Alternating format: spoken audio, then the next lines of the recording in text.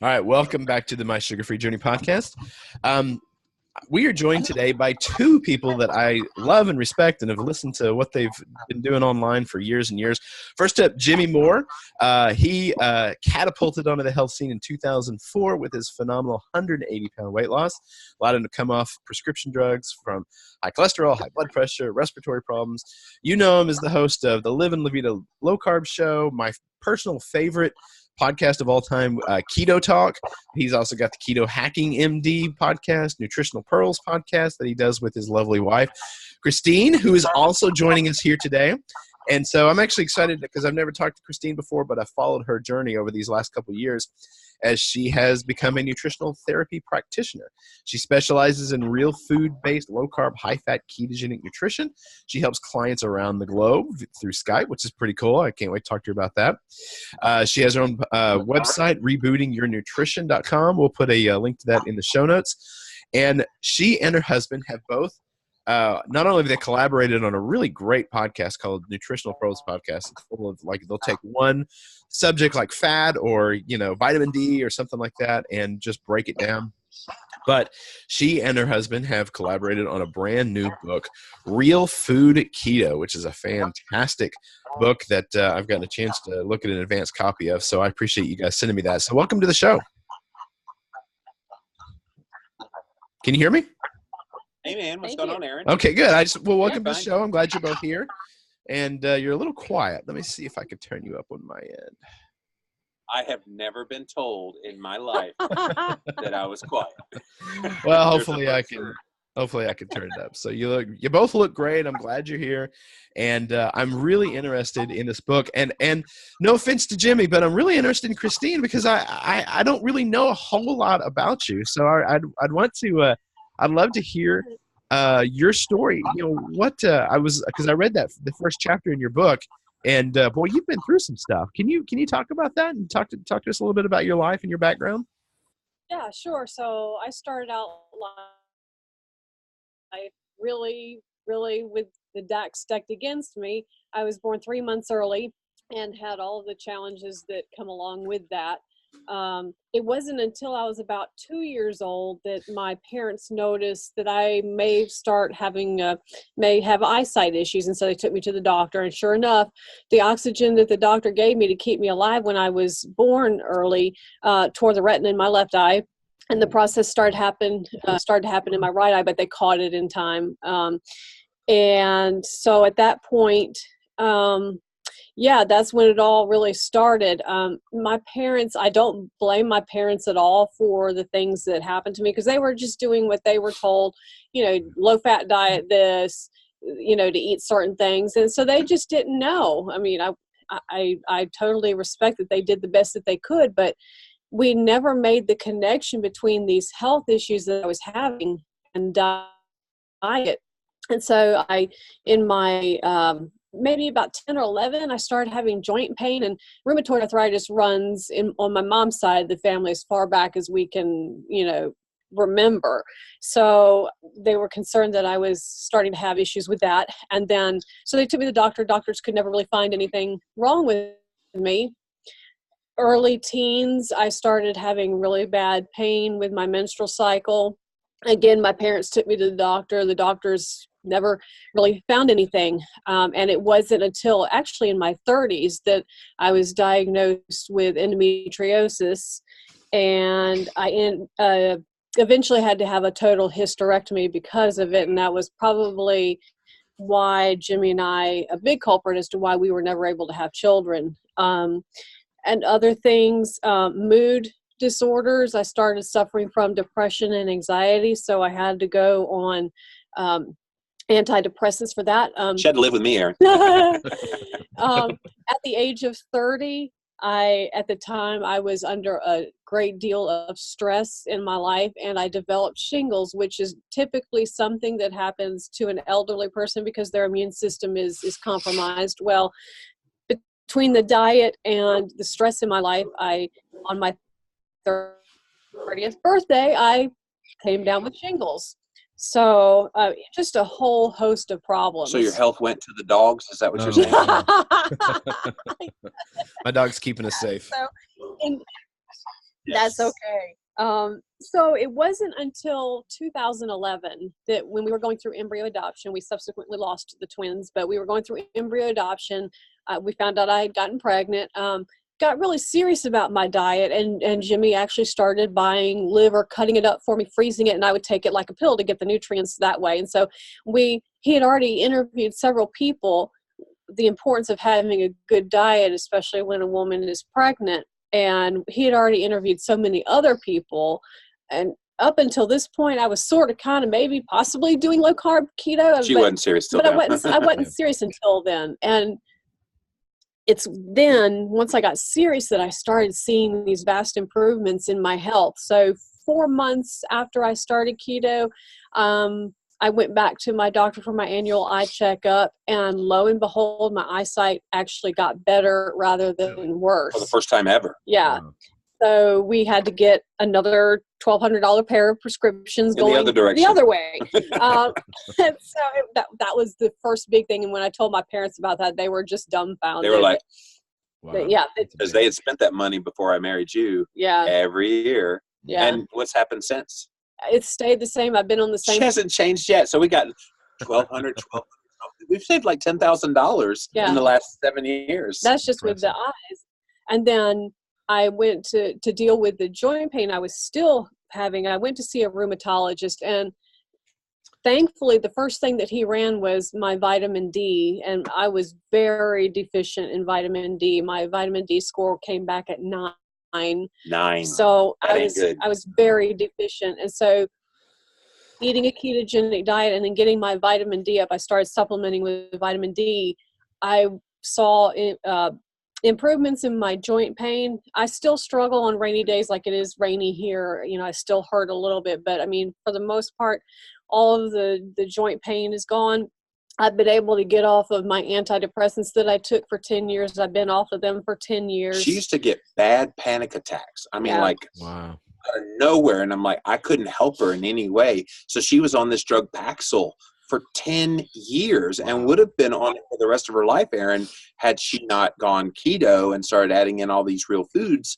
It changed your life, and it's now been almost 10 years since she came off of the Paxil. It's fascinating to see what real food could do for you. Yeah.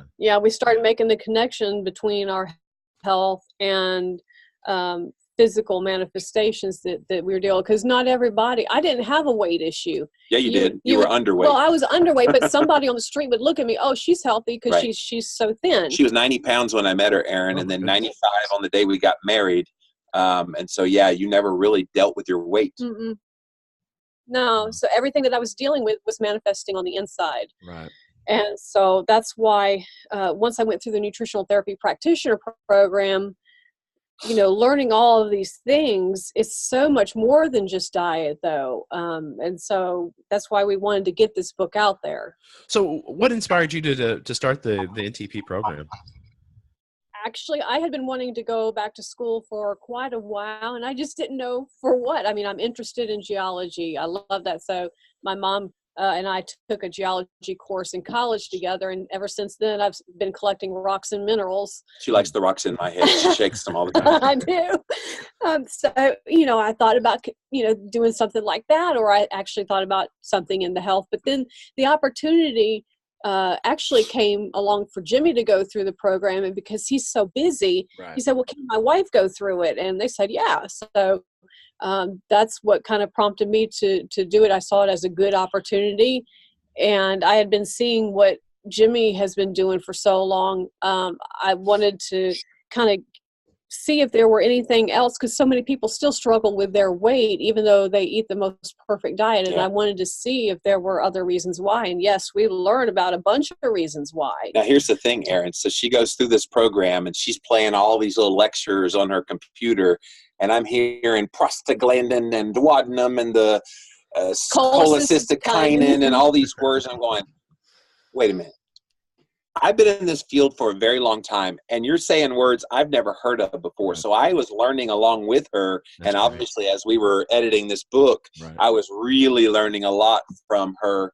And this is life-changing information that Had you known this stuff before all your health stuff was going on, you would have avoided most of it. Yep. Gallbladder getting taken out was a big one. Yeah, that was another thing I forgot to mention. I had my gallbladder taken out in 2006, and it was likely due to the low-fat Low-fat diet. that Oh, I sure. did in my 20s. Even though I was stick thin, I still had this disconnect between my body image and, She thought she was fat at 90 pounds. Yeah, I mean, Goodness. I just had such a poor self-esteem that I put a lot of weight, no pun intended, on my weight. She's married to an encourager now, though. That's great. So the book is fascinating. There's so many keto type books, diet books, so many books out there on the market. What is this book bringing, to the to the market that maybe doesn't show up in other books? Aaron, I love that question because this was the very first keto book ever written. Yep. I remember. Explicit. Good book. Keto. Yeah, you and I showing talked Keto Clarity. Yeah. Yeah, Keto Clarity. So, and when I wrote that book, I wanted it to be an entry-level book so people at least got the basics. Now, that's been out almost 5 years now. So that's amazing to me. I can't believe that book is 5 years old. Yeah, I know. It just blows my mind, too. So I talk to people all the time. They're like, I get the keto thing, that the diet is nailed. I think I've got it dialed in well, but I'm still not seeing optimal results in my health. Do you know what's going on? So I am now trying to seek out different ones. So I wrote a book right before Real Food Keto with a DO named Dr. Adam Nally, my old co-host on Keto Talk, called The Keto Cure. So in that book, we talked about, okay, if you understand keto, let's talk about the metabolic pathway as to why keto helps with various diseases. But then I've found, talking to so many people now, Aaron, that they get keto, they just don't understand things like digestion and detoxification and vitamins and minerals and the importance of proper hydration and all the things that are talked about in that that was in my house while she was going through the program. I'm like, this is gold. So when I approached my publisher about kind of collaborating, bringing these worlds together of nutritional therapy and keto, they were like, yeah. So that's where Real Food Keto came in. I think it's going to fill a void of where and a lot of the keto books that are out there are cookbooks. So nothing wrong with cookbooks. Everybody loves the cookbooks. Maria Emmerich's a great friend of ours, and she writes incredible recipes, and she wrote the recipes for our Real Food Keto book as well. But I think people need translation of science, and maybe they get the diet, but they need what's the next thing. So I consider this kind of next level keto. You understand ketosis, you've done it for a while. Now bring your knowledge up to the next level. Would you agree? Yeah. Again, you can eat the most perfect diet, and as you said, Jimmy, people still struggle. So there's so many reasons why that could be happening, and it's just not talked about in the health realm at all, especially in the keto community. Right. If you're not digesting your fats correctly, and frankly 90% of the population is not producing enough stomach acid. 90%. That's like 9 out of 10 people listening right now. Yeah, so that's shocking. You're not going to be able to digest your foods properly and absorb those nutrients that you need.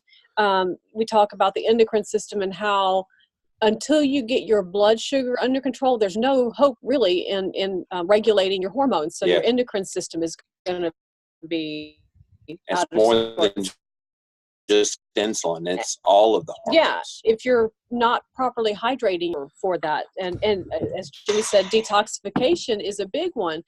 There are certain micronutrients needed for each detoxification pathway. If you're not absorbing those nutrients, then you're not going to properly be able to detoxify. Yeah. Where does the body hold on to these toxins? In your body fat. Right. So if somebody is struggling with a little bit of extra body weight, look at the toxins that you may be exposed to, and those come in the form of cleaners, heavy metals that come in like those air fresheners, shampoos, conditioners, all sorts of things. We can't escape these toxins today. Pesticides.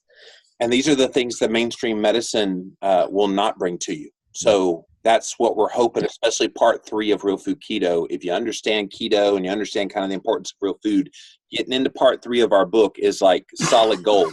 I've never seen nutritional therapy as a concept in a book before ours. So let's you've given us a lot of information. So let's go back a little bit and talk about some of these a little bit more in detail. The one that probably fascinates me the most is talking about stomach acid, because that's not something that a lot of people talk about, a lot of people know about, a lot of people understand. And we've got, I mean, you say 90% of people aren't producing enough stomach acid, but if you talk to the average person, they would say that they are producing too much stomach acid and they live on a diet of Tums and, Prevacid and all this other stuff. What's happening there? Why does everyone have a bottle of Tums in their pocket, and what can we do about that? So here's the issue. When you don't produce enough stomach acid, I would look at your B6 and zinc, since those are needed for stomach acid production. But what's happening is that because you're not properly digesting your foods because of the lack of stomach acid, food sits in your stomach too long, and then it starts to go bad. Over time, this can weaken the cardiac sphincter, and the food actually comes up through the cardiac sphincter back into your esophagus. Now, even though the pH of your stomach contents is not what it should be, it's still too acidic for your esophagus, and it burns the esophagus.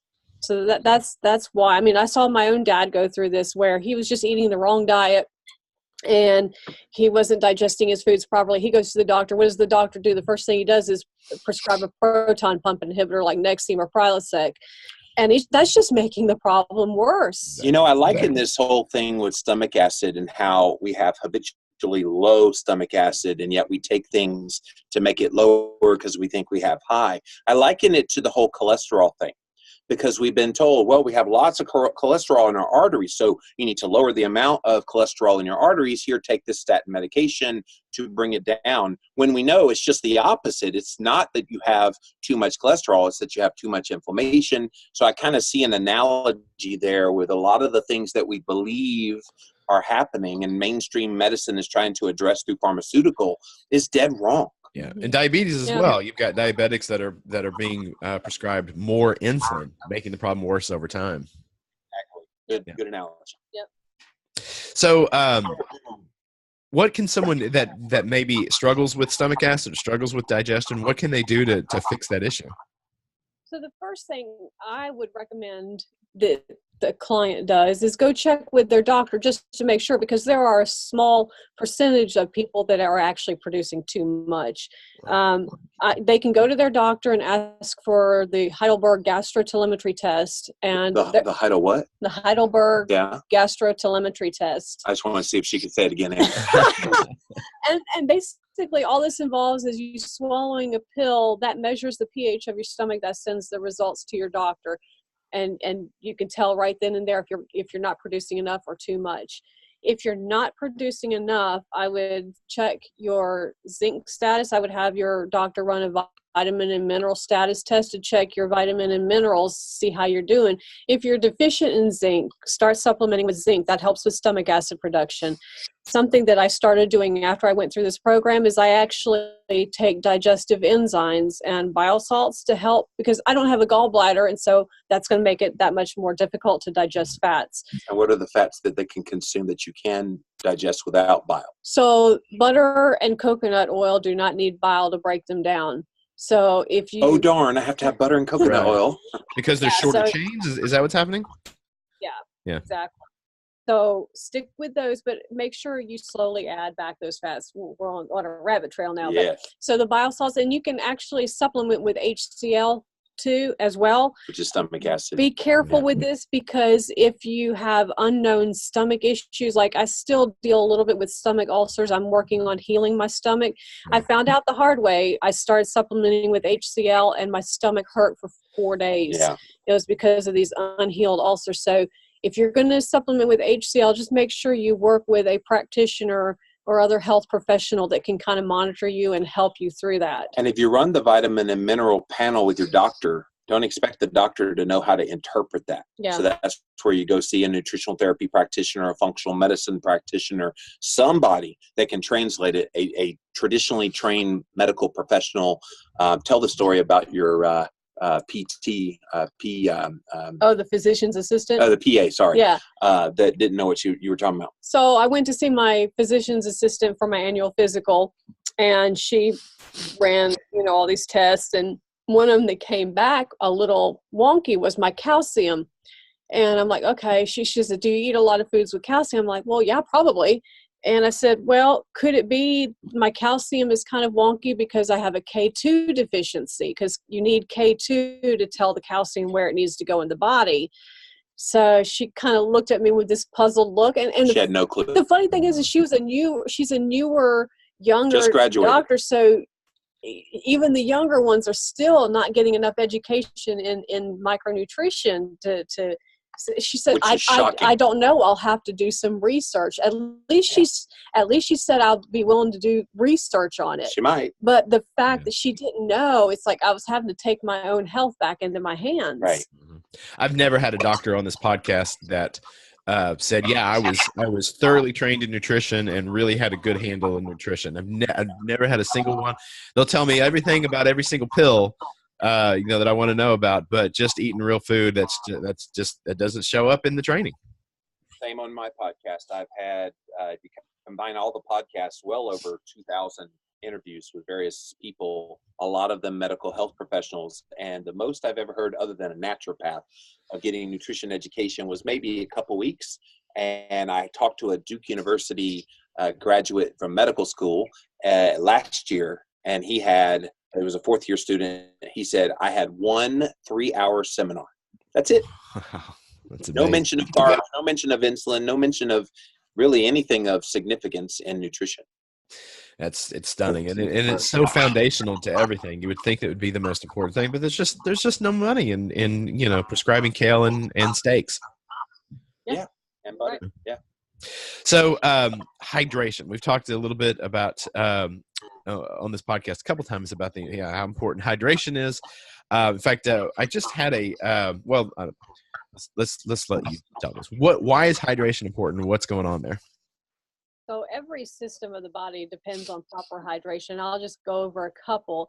One of the big things is if you are not properly hydrated, you will tend to run a little bit higher blood pressure, and that's because the vascular system starts to selectively close blood vessels down. This raises your blood pressure, so you need to stay properly hydrated for that. Is that a survival mechanism? Yeah, I mean, yeah, pretty much because just the blood is getting thick and sludgy, and so it has to do its thing to kind of keep things moving along. And the same with detoxification. If you are not consuming enough water, the bile is where the toxins are removed from the body. So the bile takes the toxins out of your body through the feces and the urine. If you're not staying hydrated, the bile can become thick and sludgy, and so therefore you'll have trouble detoxifying. Let's see, another thing is that your cells won't be able to absorb the nutrients because our cells need to be nice and plump and hydrated. And so being properly hydrated, those nutrients can be carried in and out of the cells properly. If you are dehydrated, you may experience headaches, joint pain, fatigue, irritability, more severe cases of dehydrated, migraines, colitis, back pain. And it doesn't take much for these things to happen. A drop in just 2% of your body fluids can result in some of these symptoms. And if 2%, that's one hot day without getting water for a period of time. Yeah.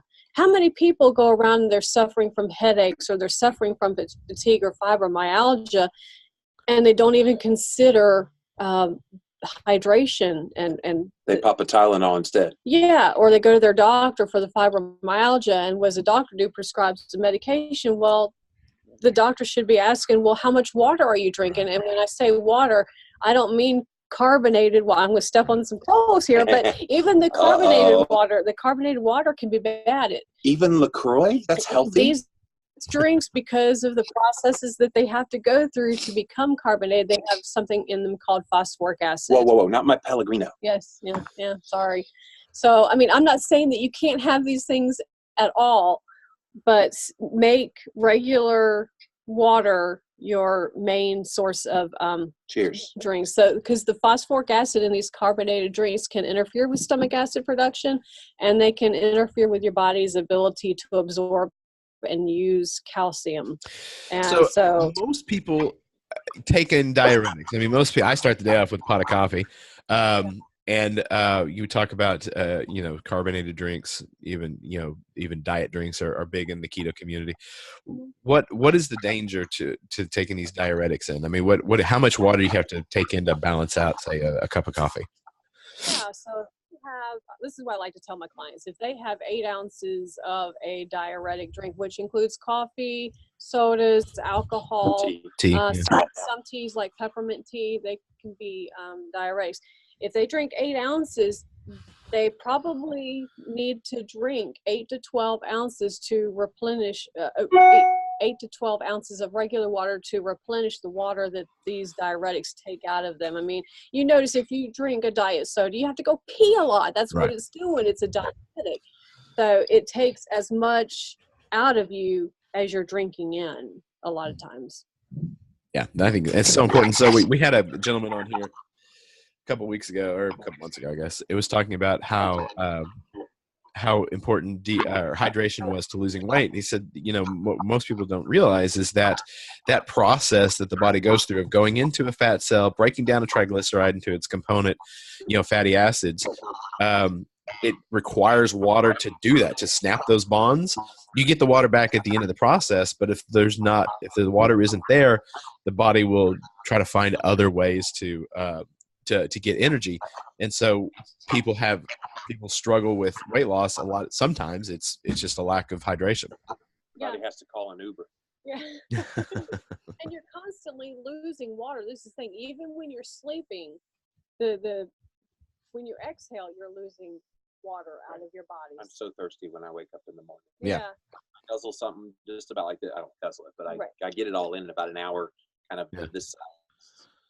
Absolutely. Water, and that's what you have to do. Yeah, and the important thing is to remember, I tell my clients, don't guzzle their water because that will create an electrolyte imbalance. Your body will dump it along with the fluids. They'll start dumping electrolytes, and you'll develop an electrolyte imbalance. So sip your water throughout the day, but don't exceed 1 gallon of water. This is what I like to tell my clients too. Even if they have the diuretics, don't exceed 1 gallon of water in the day, because you will cause an electrolyte imbalance. So we've heard about these idiots that do these radio contests of drinking the most water. It's not that they're getting toxicity from drinking the water. It's that they've depleted their electrolytes, that their body responds negatively. Yep. That's it. Absolutely. So what are some of the, you spent a lot of time in this book talking about a bunch of different vitamins and minerals and all of these little, micro nutrition ideas. What are some of the most common minerals that people are deficient in, and what are some of the easy ways to get that back into your system? So I would say a big one, because a lot of people are drinking diet sodas and carbonated beverages, calcium would be a big one. Their body's just simply not able to absorb these nutrients. Zinc would be another one. Zinc is good for the immune system and for wound healing and for stomach acid production. Let's see, another common one is selenium.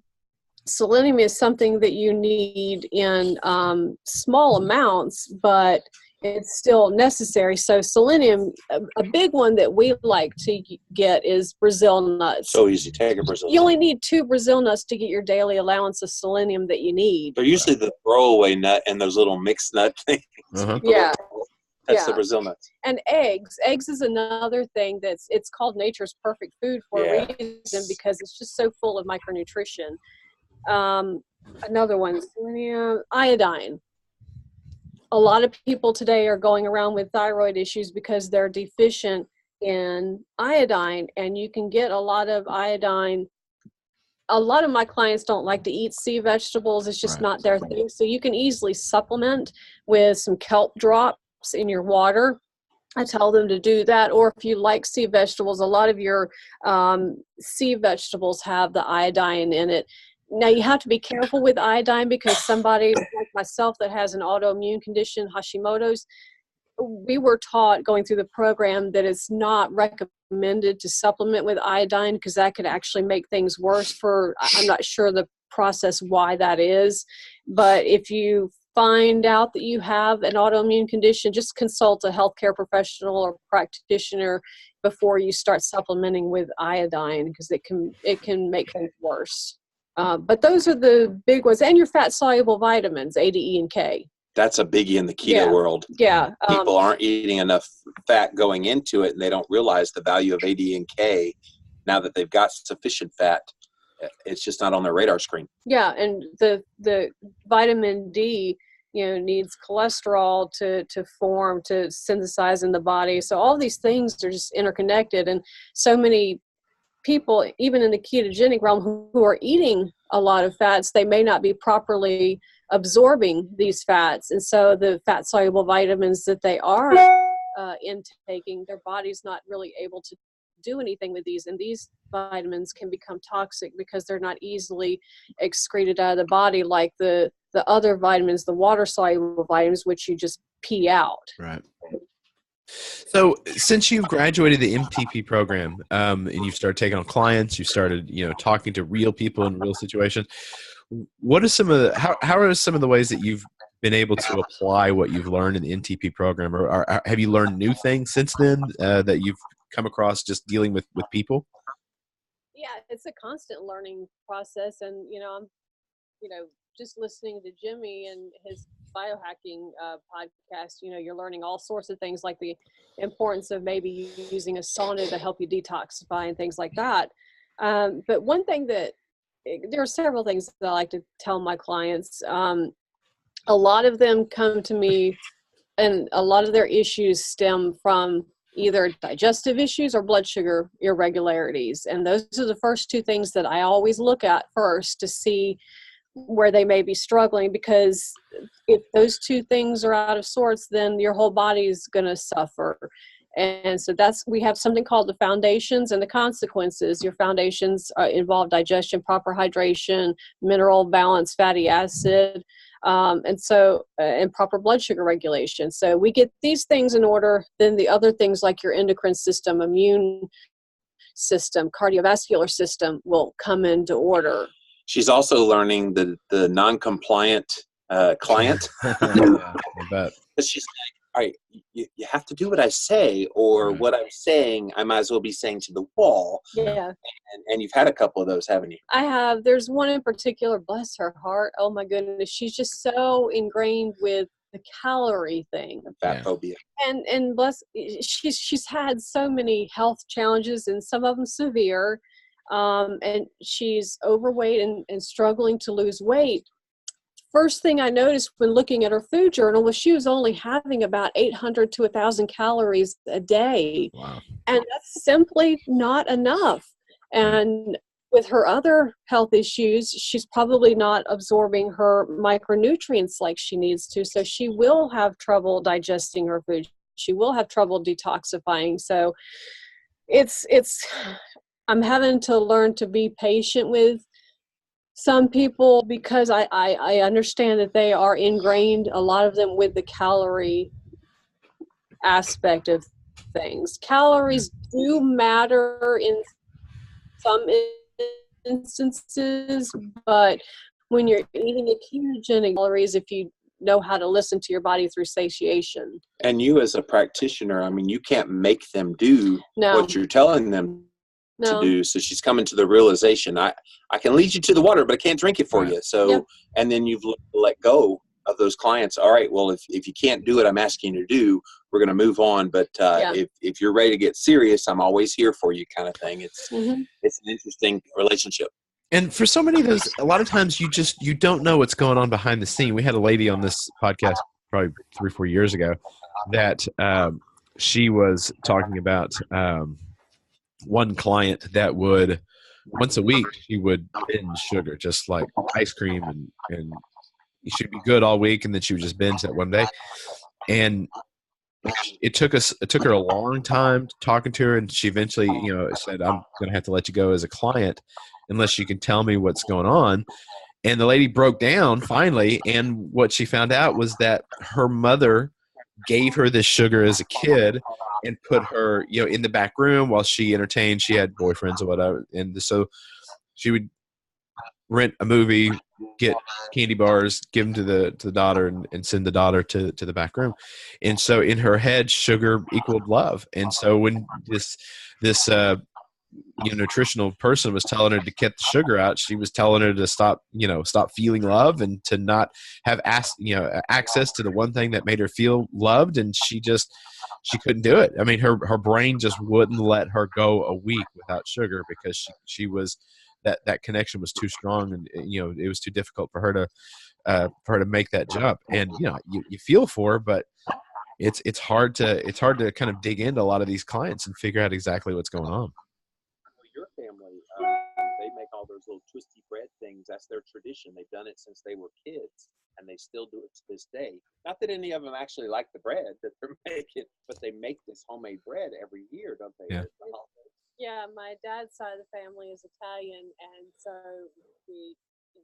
that's one thing that they just did growing up, and they associate a lot of times. My dad has just really started keto. He's still learning about it, but a lot of those memories, like you said, he associates those family times with good memories, and so when you eat that food, it's like eating those foods brings him back to those times where he was enjoying spending time with his family. Yeah. And I get it. And there are some people that maybe I just simply can't help because it's more of a psychological thing, that maybe they need to get professional help to work through some issues before I can go any further with them. Yeah, absolutely. Absolutely. So Jimmy, I got a question for you. I've been waiting to ask you this question for a while. So because I follow you guys very closely. I love the work that you guys are doing. I lost 200 pounds with a ketogenic diet over the last couple of years, and then immediately rebounded about 30 pounds. And I know that you've struggled with that as well, with the weight coming on. Your diet is on point as much as you can get it, but sometimes you've got just a little bit of weight, that 20, 30 pounds or whatever, that just won't go away. How are you dealing with that in your head? Because it's not about the exercise. I'm exercising, my diet's where it is, but sometimes not seeing the scale where I want it to be, it messes with your head a little bit. How are you dealing with that? Yeah, so when you have constant reminders that you're a little bigger than you used to be, Yeah. you can't help but think about it. So what I've done is I don't let the weight be a struggle. Everybody says, "Oh, you still struggle with your weight." No, I don't struggle with my weight at all. Am I concerned? Yeah. Do I want to do something about it? Yeah. But the way I wrap my head around it now, Aaron, from a psychological standpoint, thank you for asking this question. Nobody's ever asked me this before, is I focus on what matters. And what matters most to me, especially as I'm getting closer and closer to 50, I want to be healthy. I want to have a sharp wit, a sharp mind, a calm mood. I want to feel good, even if the weight is still there. I'm bucking a lot of genetic trends in my family's history. I had two grandfathers, both sides of my family, both died of heart disease in their early 50s. My brother Kevin, as you well know, lost his life at 41 from heart disease and morbid obesity. My dad had a heart attack at 48 and 50, and then quintuple heart bypass at 54. He's not doing well today in his late 60s. So I have strong genetic tendencies that I'm fighting. And people never look at you in that context. They always look at you in, well, you're this keto icon. You should be perfect weight and look like Arnold Schwarzenegger. I'm never going to look like Arnold. I don't care that I look like Arnold or not. What I want to be is the best darn Jimmy Moore that I can possibly be. I know I'm not 410 pounds anymore. I'm no longer on 3 prescription medications anymore, which I used to be.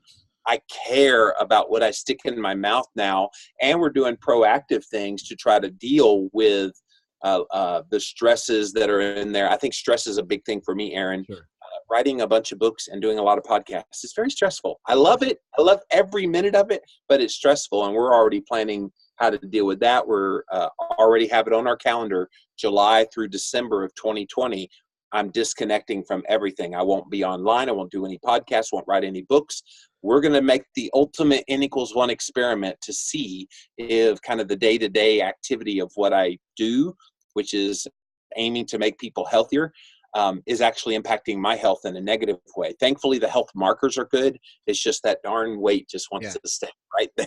And what we need to focus on too, yes, someone may look at you, walking down the street, oh, he's unhealthy, but what they don't see are his important health markers, his blood markers. So HSCRP is really good. HDL is really good. Fasting blood sugar, A1C is good. Triglycerides are good. The only thing that he's still seeming to struggle with, and this would go back to the stress thing, is his fasting insulin, as is mine. My fasting insulin. I cannot. Fasting insulin, mine is pretty high, for somebody. What is it? It's 22. 22. And yours and is, your A1C. My A1C is 5.1. Right. And so I have a fasting insulin of 14, which again, I'm not type 2 diabetic or anything, but you would think eating keto would be much lower than that. Right. But my A1C is 4.9. So decent markers showing good metabolic health despite the weight. Yeah. So that's how I deal with it, Erin. I focus on what matters. And to me, what matters most are all those health markers Christine was describing, and less about the weight, because I know if I move in the direction towards the insulin coming back in line, that weight will drop like that. Yep. Absolutely. Okay. Yeah. Because, there's not a whole lot of us that have lost hundreds of pounds and maybe you've seen a little bit of a rebound. So when I get somebody like that on the podcast, I definitely want to talk to him. Because, when I go online, people that have lost, what I see is people who lost 50 pounds, 60 pounds. So they weren't crazy, morbidly obese, and the ketogenic diet worked like a charm for them. But it seems like those people that have lost hundreds and hundreds of pounds, man, you've just spent so long at such a big size that your body seems to rebel and do everything that it can to get back to maybe not 400 pounds, but my body tells me it seems like that it's more comfortable at 230 than it is at 190 or 180, and it seems like I'm always working against myself. Yeah, I have a theory as to why that's happened. Let's hear it. So when you lose a whole lot of fat, you still have fat cells in your body. Right. And those fat cells, and we've actually seen some pretty decent studies about this, where your fat cells remember you being fat. So even though you remove a whole lot of the fat cells, they're still in there. So even though you eat better, they're looking for ways to make you fat again, because it's trying to reach some state of homeostasis. For you, it's 230. For me, it's closer to 300, that I'm feeling that my body that's where it wants to be for some reason. And so one of the things that I've thought about doing is having those fat cells removed from my body.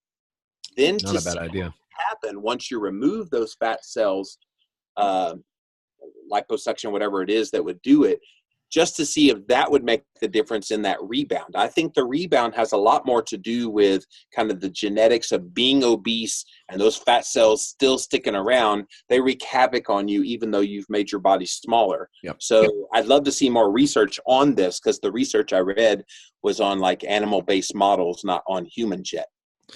That's a good point, and I wonder. I've wondered the same. If I just have fat cells that like a certain amount of fat in them, and I just have so many of them, because when you get to 400 pounds, you have a lot of fat cells. You just do, and I have so many fat cells that they want a certain amount of fat in them. I mean, what does a fat cell that's empty of fat do? I mean, what what happens to it? I don't even know. A totally deflated fat cell. I have no idea.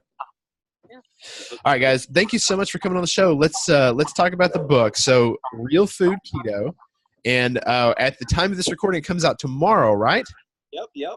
Okay, so when this airs, will have been out for a week or two, but it comes out November 6th. So I encourage you guys to go find all that stuff. So, can you? I guess, Christine, let's talk about you, your website. What is it? Rebooting Your Nutrition. Can you talk about that a little bit? What is that, and what's happening there? So that's just basically a website where rebootingyournutrition.com. That's where you can write to me to ask me about my services, what I charge, and what's all involved with that. So you write to me there, then I'll respond to you, and we'll start the process. And then Jimmy and I got a website for Real Food Keto, realfoodketo.com, Okay. where they can go to get information about the book and order it. Cool. Yeah, I'm gonna put links to all of that in the show notes. Is there anything else that we need to know before we call it a day? And if they don't know who I am, Google my name. The first Right. 3 pages is all my past books and podcasts and everything, but livinlavitalowcarb.com. So I love your stuff, and I recommend always Keto Talk. I love that. I mean, that is a must listen to podcast for me week in and week out. I love what you guys are doing there, and Living La Vida Low Carb is excellent as well. Yeah, Will is amazing on Keto Talk. I am so grateful because he brings a different perspective from kind of the functional medicine side of things. Sometimes he'll say a word and I'll go, whoa, what's that? Right. What's that again? Is that like a continent in Asia? What is that? Exactly. All right, guys, thank you so much for coming on. And those of you that are listening, hold on. We'll be right back with some more information.